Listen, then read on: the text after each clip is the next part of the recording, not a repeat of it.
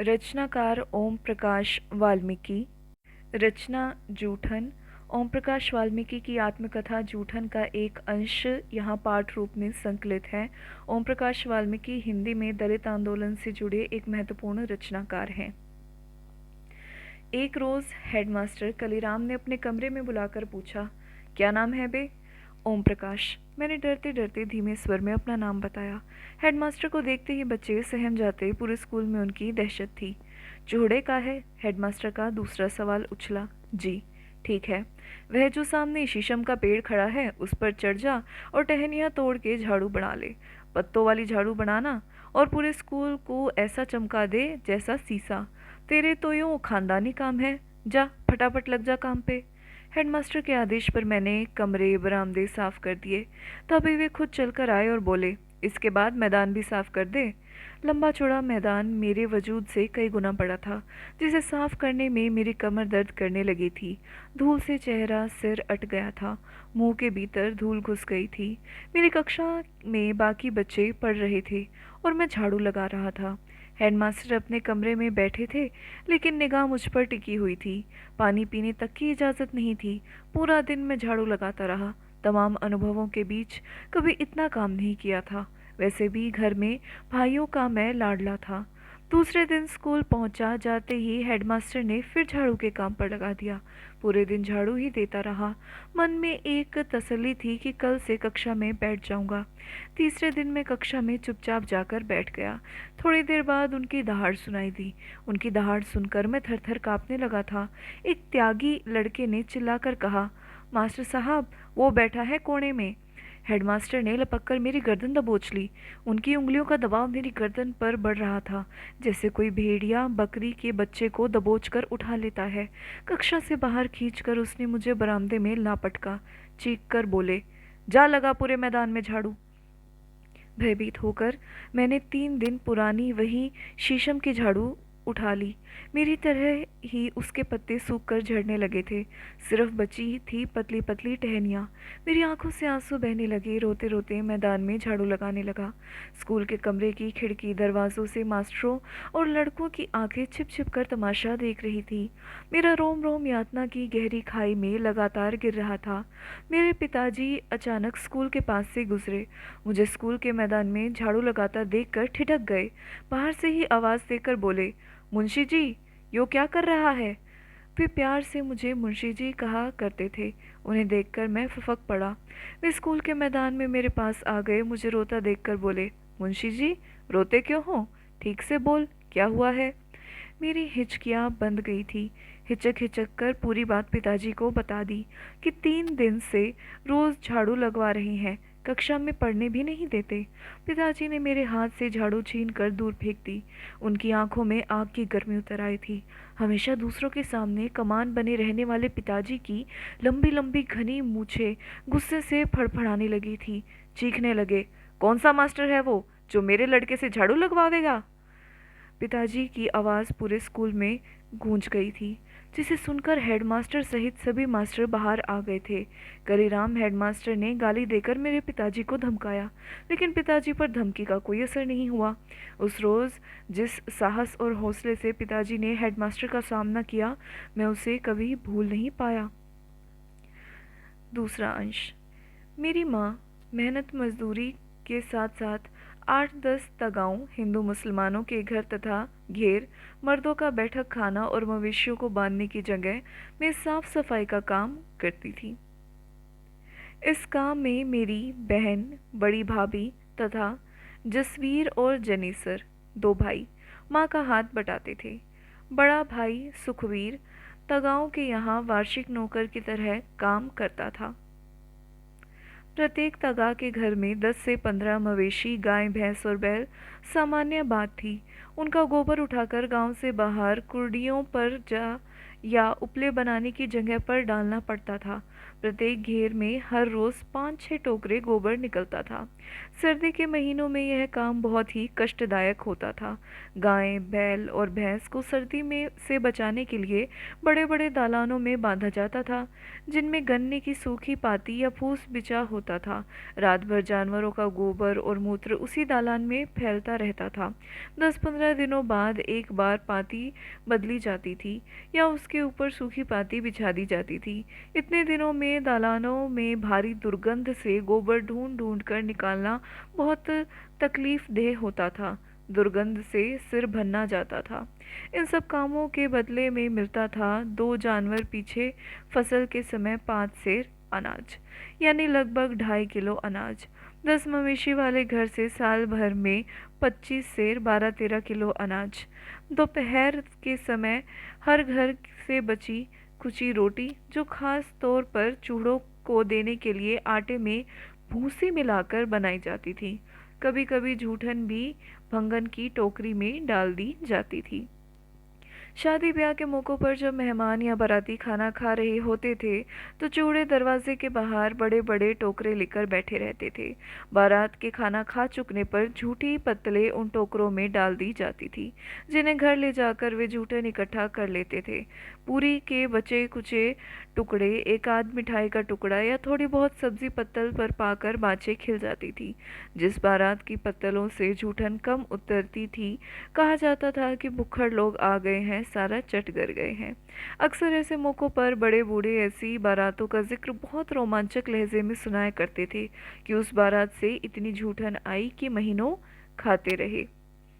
पत्तलों से जो पूरियों के टुकड़े एकत्र होते, उन्हें धूप में सुखा लिया जाता था। चारपाई पर कोई कपड़ा डालकर उन्हें फैला दिया जाता था। अक्सर मुझे पहरे पर बैठाया जाता, क्योंकि सूखने वाली पूरियों पर कोएं, मुर्गियां, कुत्ते अक्सर टूट पड़ते थे। जरा सी आंख बची कि पूरियां साफ, इसलिए डंडा लेकर चारपाई के पास बैठना पड़ता था। ये सूखी पूरियां बरसात के कठिन दिनों में बहुत कम आती थी। उन्हें पानी में भिगोकर उबाल लिया जाता था। उबली हुई पूरियों पर बारीक मिर्च और नमक डालकर खाने में मज़ा आता था। कभी कभी गुड़ डालकर लुगदी जैसा बनाया जाता था, जिसे सभी बड़े चाव से खाते थे। आज जब मैं इन सब बातों के बारे में सोचता हूँ, तो मन के भीतर कांटे जैसे उगने लगते हैं। कैसा जीवन था! दिन रात मर खप कर भी हमारे पसीने की कीमत मात्र जूठन। फिर भी किसी को कोई शिकायत नहीं, कोई शर्मिंदगी नहीं, कोई पश्चाताप नहीं। जब मैं छोटा था, माँ के साथ जाता था, माँ पिताजी का हाथ बटाने। तगाओं त्यागियों के खाने को देखकर अक्सर सोचा करता कि हमें ऐसा खाना क्यों नहीं मिलता है। आज जब सोचता हूँ तो जी मितलाने लगता।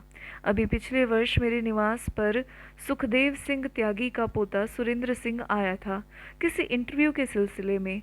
गांव से मेरा पता लेकर आया था, रात में रुका। मेरी पत्नी ने उसे यथासंभव अच्छा खाना खिलाया।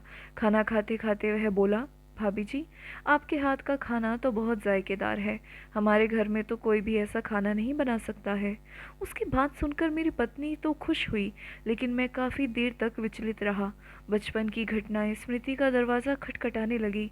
सुरेंद्र तब पैदा भी नहीं हुआ था। उसकी बड़ी बुआ यानी सुखदेव सिंह त्यागी की लड़की की शादी थी। उनके यहाँ मेरी माँ सफाई करती थी। शादी से 10-12 दिन पहले से माँ पिताजी ने सुखदेव सिंह त्यागी के घर आंगन से लेकर बाहर तक के अनेक काम किए। बेटी की शादी का मतलब गांव भर की इज्जत का सवाल था। कहीं कोई कमी न रह जाए। गांव भर की चारपाइयों को ढो ढो कर इकट्ठा किया था पिताजी ने। बारात खाना खा रही थी। माँ टोकरा लिए दरवाजे से बाहर बैठी थी। मैं और मेरी छोटी बहन माया माँ से सिमटे बैठे थे, इस उम्मीद में कि भीतर से जो मिठाई और पकवानों की महक आ रही है, वह हमें भी खाने को मिलेगी। जब सब लोग खा खा कर चले गए, तो मेरी माँ ने सुखदेव सिंह त्यागी को दालान से बाहर आते देखकर कहा, चौधरी जी, ईद तो सब खाना खा के चले गए। मारे जागतों को भी एक पत्तल पर धरकू कुछ दे दो, वो भी तो इस दिन का इंतजार कर रहे थे।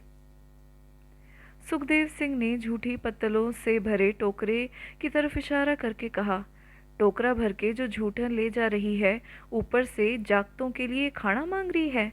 अपनी औकात में रह चूड़ी, उठा टोकरा दरवाजे से और चलती बन। अगला अंश। उन दिनों मैं 9वीं कक्षा में था। घर की आर्थिक हालत कमज़ोर थी। एक एक पैसे के लिए परिवार के प्रत्येक सदस्य को खटना पड़ता था।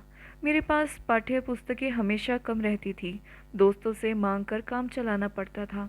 कपड़ों की भी वही स्थिति थी। जो मिल गया वही पहन लिया, जो वक्त पर मिला खा लिया। उन दिनों गांव में मरने वाले पशुओं को उठाने का काम भी चोरों के जिम्मे था। जिसके घर में जो काम करता था उसके मरे हुए पशु भी उसी को उठाने पड़ते थे। इसके बदले कोई मेहनताना या मजदूरी नहीं मिलती थी। एक गाय, बैल या भैंस को उठाने के लिए 4 से 6 लोगों की ज़रूरत होती। जिसका मवेशी मर जाता उसे जल्दी लगी रहती, इसलिए वह बार बार बस्ती में आकर चिल्लाता था। देर होने पर गालियां बकता था। उठाने वालों को इकट्ठा करने में अक्सर देर हो ही जाती थी। मरे हुए पशुओं को उठाना बड़ा कठिन काम होता है। उसके अगले पिछले पैरों को रस्सी से बांधकर बांस की मोटी मोटी वहियों से उठाना पड़ता था। इतने श्रम साध्य काम के बदले में मात्र गालियां। कितने क्रूर समाज में रहे हैं हम, जहाँ श्रम का कोई मोल ही नहीं, बल्कि निर्धनता को बरकरार रखने का एक षड्यंत्र ही था यह सब। मरे हुए पशु की खाल मुजफ्फरनगर में चमड़ा बाजार में बिक जाती थी। उन दिनों एक पशु की खाल 20 से 25 रुपए में बिकती थी। आने जाने और मरे हुए पशु को उठाने की मजदूरी देकर मुश्किल से एक खाल के बदले 10-15 रुपए हाथ में आते थे। तंगी के दिनों में 10-15 रुपए भी बहुत बड़ी रकम दिखाई पड़ते थे। चमड़ा खरीदने वाले दुकानदार खाल में बहुत मीन मेख निकालते थे। कट फट जाने पर खाल बेकार हो जाती थी। खाल को निकालते ही उस पर नमक लगाना पड़ता था, वरना दूसरे दिन ही खाल खराब हो जाती थी, जिसे दुकानदार खरीदने से मना कर देता था। एक रोज ब्रह्मदेव तगा का बैल खेत से लौटते समय रास्ते में गिर पड़ा। उठ नहीं पाया, मर गया। कुछ ही देर बाद ब्रह्मदेव ने हमारे घर खबर कर दी। पिताजी और मुझसे बड़े भाई जन्नेसर उस रोज किसी रिश्तेदारी में गए थे। घर पर माँ, मेरी बहन माया और सबसे बड़ी भाभी देवी ही रहती थी। जसवीर उन दिनों देहरादून में था, मामा के पास। माँ परेशान हो गई। बैल की खाल उतारने किसे भेजे? बस्ती में 1-2 लोग थे, लेकिन कोई भी उस समय जाने को तैयार नहीं था। माँ ने चाचा से बात की, वे तैयार हो गए, लेकिन उनके साथ किसी को जाना चाहिए, अकेले वे खाल नहीं उतार पाएंगे। मैं उस समय स्कूल में था। माँ ने थक हार कर मुझे ही बुला लिया। माँ नहीं चाहती थी कि वह काम मुझे करना पड़े, लेकिन खाल बेचकर जो 10-15 रुपए मिलने वाले थे उन्हें छोड़ पाने की स्थिति में माँ नहीं थी। हार कर माँ ने मुझे चाचा के साथ भेज दिया। मेरे चाचा सोलहड़ मका महाकामचोर थे। बस सारा दिन ढोल ताशों में लगे रहते थे, मेहनत के काम से कतराते थे। माँ को फिक्र लगी थी कि कहीं हमारे पहुँचने से पहले ही बैल पर गिद्ध या जंगली जानवर न टूट पड़े। चाचा ने खाल उतारनी शुरू की। मैं उनकी मदद कर रहा था। चाचा कहाँ धीरे धीरे चल रहा, पिताजी जैसी कुशलता उनमें नहीं थी। थोड़ी देर बाद वे थक कर बीड़ी पीने बैठ गए। चाचा ने एक छुरी मेरे हाथ में पकड़ा दी। बोले, धीरे धीरे कहा, खाल उतारो, अकेले से तो शाम तक नहीं उतरेगी। छुरी पकड़ते ही मेरे हाथ कांप रहे थे। अजीब से संकट में फंस गया था। चाचा ने छुरी चलाने का ढंग सिखाया। उस रोज मेरे भीतर बहुत कुछ था जो टूट रहा था। चाचा की हिदायत पर मैंने बैल की खाल उतारी थी। मैं जैसे स्वयं ही गहरे दलदल में फंस रहा था, जहाँ से मैं उबरना चाहता था। हालात मुझे उसी दलदल में घसीट रहे थे। चाचा के साथ तपती दोपहरी में जिस यातना को मैंने भोगा था, आज भी उसके जख्म मेरे तन पर ताज़ा हैं। जैसे जैसे खाल उतर रही थी, मेरे भीतर का रक्त जम रहा था। खाल उतारने में हमें कई घंटे लग गए थे। चाचा ने खाल को ज़मीन पर फैला दिया। उस पर लगे खून को सूखी ज़मीन ने सोख लिया था। चाचा ने खाल को चादर में बांध दिया था। गठरी उठाकर सर पर रख ली थी। लगभग 2 मील की दूरी पर हमारा घर था। बोझ के कारण चाचा को तेज चलना पड़ रहा था। मैं हाथ में छुरी पकड़ उनके पीछे पीछे लगभग दौड़ता जाता था। बसेड़ा जाने वाली पक्की सड़क से हम लोग बस अड्डे के पास पहुंच गए। गठरी सर से उतारकर चाचा ने ज़मीन पर रख दी। यहाँ से आगे तुम ले जाओ, मैं थक गया हूँ। उस रोज़ मैंने चाचा से बहुत कहा, लेकिन वे नहीं माने। चाचा, बस अड्डे की भीड़ पार करा दो, मेरे स्कूल की छुट्टी का समय है। मेरे स्कूल के सभी साथी यह ले जाते हुए देखेंगे तो वो स्कूल में मुझे तंग करेंगे। मैंने गिड़गिड़ा कर रुआसी आवाज़ में चाचा से कहा, किंतु वे नहीं पसीजे। गठरी उठाकर मेरे सर पर रख दी। गठरी का वज़न मेरे वज़न से ज़्यादा था। मजबूरन उठाकर चलना पड़ा। बस अड्डे की परिचित भीड़ से मैं उस रोज़ जिस तरह से निकला, मेरा ही मन जानता। एक भय लगातार मेरा पीछा कर रहा था, कोई देख न ले, कोई सहपाठी न मिल जाए। अगर कोई पूछ बैठेगा तो क्या बताऊंगा। घर तक पहुंचते पहुंचते मेरी टांगें जवाब दे गई थी। लग रहा था कि अब गिरा। गांव के किनारे किनारे चलकर लंबा चक्कर काटा था बस्ती तक पहुंचने के लिए। मुझे उस हालत में देखकर माँ रो पड़ी थी। मैं सिर से लेकर पांव तक गंदगी से भरा हुआ था। कपड़ों पर खून के धब्बे साफ दिखाई दे रहे थे। बड़ी भाभी ने उस रोज माँ से कहा था, इनसे ये ना कराओ, भूखे रह लेंगे, इन्हें इस गंदगी में ना घसीटो। भाभी के ये शब्द आज भी मेरे लिए अंधेरे में रोशनी बनकर चमकते हैं। मैं उस गंदगी से बाहर निकल आया हूँ, लेकिन लाखों लोग आज भी उस घिनौनी जिंदगी को जी रहे हैं।